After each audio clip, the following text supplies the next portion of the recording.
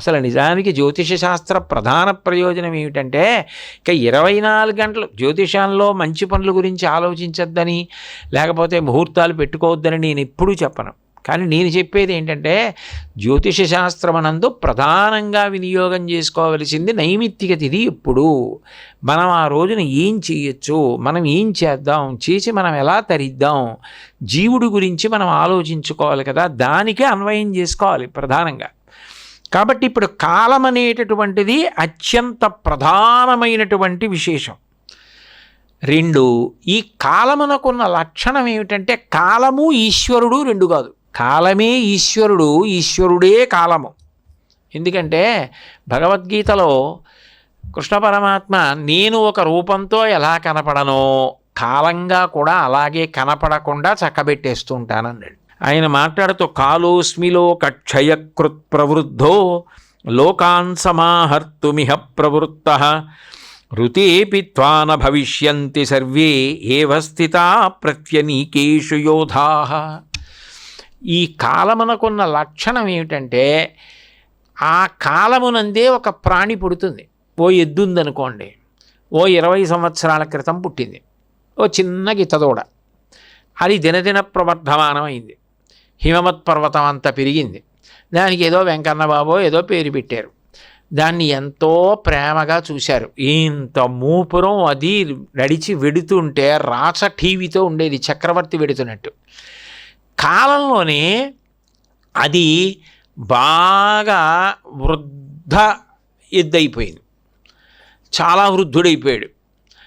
ఆ మూపురం అంతా కూడా సడలిపోయింది, సంధిబంధములన్నీ సడలిపోయాయి.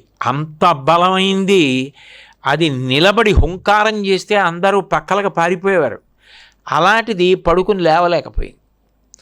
ఇది పడుకుని లేవలేకపోతోందని దానికి ఆహారం మంచినీరు దగ్గరగా పెట్టారు. అది అలాగే కొన్నాళ్ళు ఉండి ఆ తర్వాత అది ఏదో ఒక రోజున శరీరం వదిలిపెట్టేసింది. ఇప్పుడు పుట్టుక కాలమునందు, పెరుగుట కాలమునందు, వెళ్ళిపోవుట కాలమునందు. ఈ కాలం రూపంలో అది పుట్టినది సృష్టికర్త నేనే, అది పెరిగినది స్థితికర్త నేనే. కాలమునందు ఇక అది కనపడకుండా వెళ్ళిపోయినది ప్రళయకర్త నేనే. నేను ఎట్లా కనపడకుండా నిర్వహిస్తానో అది కాలము ద్వారానే నిర్వహిస్తున్నాను. 2, నిర్వహించేటప్పుడు ఎవరెవరు ఏం చేస్తున్నారో కూడా నేను కాలం రూపంలోనే లెక్కలు కట్టుకుంటూ ఉంటాను. కాల కలయతామహం అన్నాడు. ప్రహ్లాదశ్చాస్మి దైత్యానాం కాల కలయతామహం మృగాణాంచ మృగేంద్రోహం వైనతేయశ్చ పక్షిణాం అంటాడు. నేను కాలము రూపంలో మహాగణకుణ్ణి. నాలా లెక్క పెట్టేవాళ్ళు ఎవరు ఉండరు.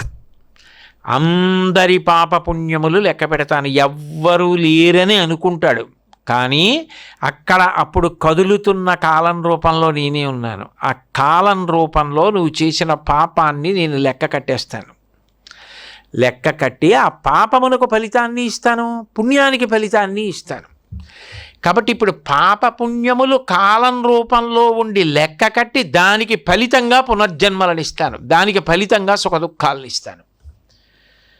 ఇప్పుడు ఎవరు పరమాత్మ ఎవరి రూపంలో ఉన్నాడు? కాలం రూపంలోనే ఉన్నాడు. అది అర్ధరాత్రి అయినా, తెల్లవారుజామైనా, ఏ రాత్రి అయినా, ఏ పగలైనా ఆయనని దాటిపోగలది ఎక్కడుంది? ఆ కాలంలో నువ్వున్నావు. ధర్మము కాలంలో ఉంది, తిథులు కాలంలో ఉన్నాయి. ఆ కాలానికి ఓ ధర్మం ఉంది, పుట్టించడం, పెంచడం, పడగొట్టడం. ఈ పుట్టడం, పెరగడం, మరణించడం అన్న 3 దాటేది కాలాన్ని దాటిపోవడం. చూడండి, ఆయన కాలధర్మం చెందారంటారు. అంటే కాలము తన ధర్మం తాను చేసేసింది, పట్టుకుపోయింది ఆయన్ని.